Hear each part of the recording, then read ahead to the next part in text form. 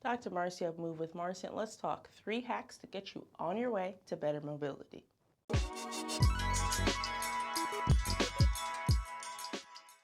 So, you'd love to get more mobile. You'd love to stretch more. You'd love to get a little stronger, a little stable, a little more balanced, whatever it is. You want to fix your back pain. You want less knee pain. You want less headaches, whatever, right?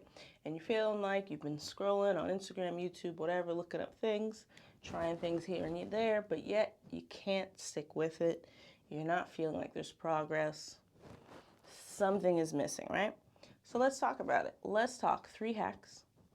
We're talking mental hacks. We're talking brain hacks to get you started on a better path to mobility, better movement practices with your body, all that good stuff, right? So the 3 hacks I'm talking about is number 1, make an intention. Number 2, make a plan. And number 3, make yourself some space. So what do I mean by that? Number 1, make an intention. Make yourself a nice little goal, right? When you wake up every morning and you spend those 2 minutes brushing your teeth, deep down in the back of your mind, you already have a set reason for why you're doing it. And when you wake up and do it, it just makes sense because you have that set intention.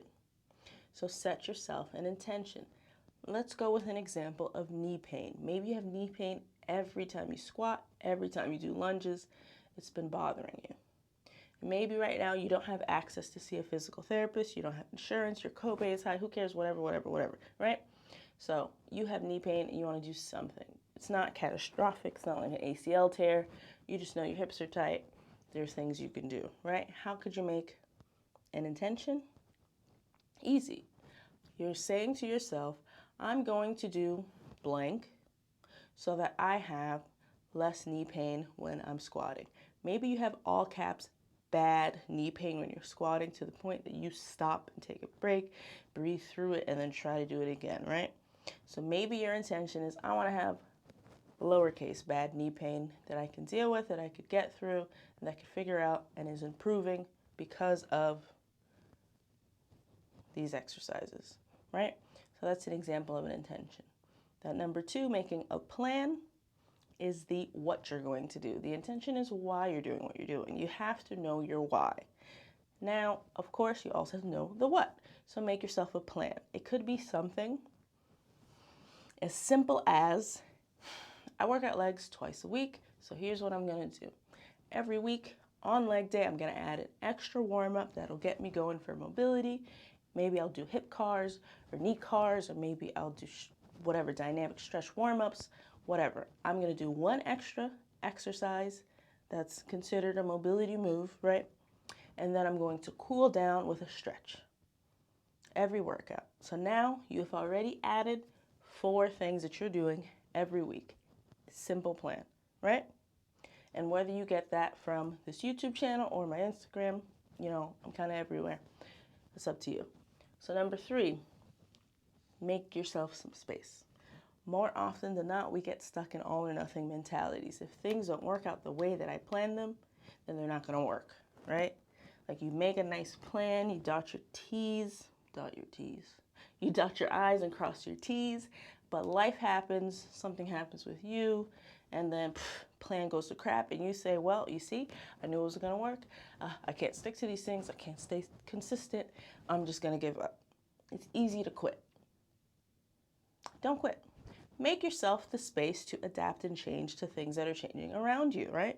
We don't have control over everything in our lives. We can do our best to control the variables, get better sleep, drink great water, plan our mobility exercises, pencil things in our calendar, and life can happen. You get a flat tire, now your whole day is ruined, now you have to work an extra shift because you missed work. Things happen, right? But you can control how you respond to them. So if you make yourself that mental space before these things happen, when they happen, you're better equipped to respond to them.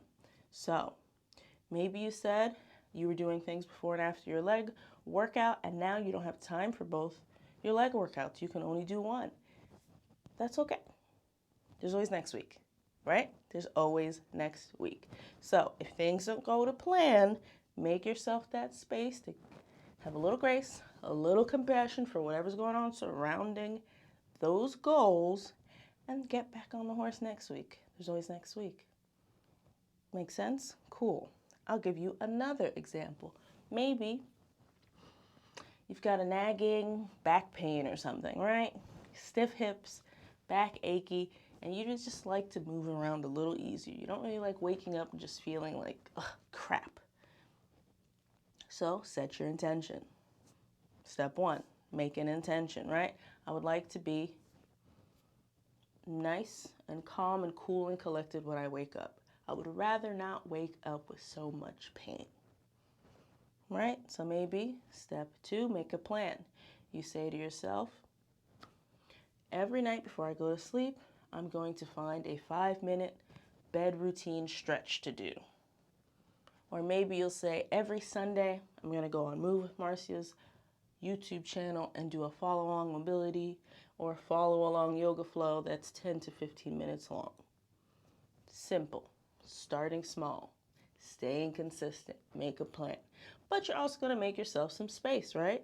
Maybe you had a hard day and you fell asleep on the couch, so you didn't do your nighttime routine. That's okay. There's always the next day. Keep it moving. It's fine. So, do you get what I'm saying yet? Do you get what I'm saying yet? The way that we connect with our bodies, the way that we move, the way that we register what's happening, what's working and what's not working, what hurts, what feels good, what feels strong, what needs to be loose. The way that we register all those things starts with the brain. So, make that intention, make that plan, make yourself some space, and now you have made yourself a nice little box in your brain for body things. You've already made a nice little shelf for all those things for you to do a little bit better connecting with your body. A little bit better at staying consistent because you know why you're doing it and what you're doing, right? A little bit better with giving yourself grace when things don't go to plan because you know things won't always go to plan, right? Great. So I'm glad you stuck it out for the rest of the video. I'm glad you're here with me. Glad you're sitting here thinking, drumming along. I hope that the wheels are turning and you're able to use these 3 hacks to get yourself more accountable, more consistent, whatever word works for you, right? Just more of it when it comes to movement and mobility and getting your body to whatever optimal peak that you can get in your body that you see for yourself. And of course, if you do all those things and that still doesn't work, that's what a physical therapist is for, right? So I do live consults, one-on-one, sit down with you and figure out some body mysteries. But if you need an eye on you in person, virtual, whatever, please get yourself a licensed physical therapist. That is quite literally what our job is for, okay? All right, great. Small PSA at the end, my bad. Anyways, hit that thumbs up on your way out. Comment, let's talk about it. Will this help you? How are you going to use this? What's your plan? Tell me your intentions. Tell me some of the plans you're making. Let's talk about it. Drop it down below. Otherwise, catch you on the flip side.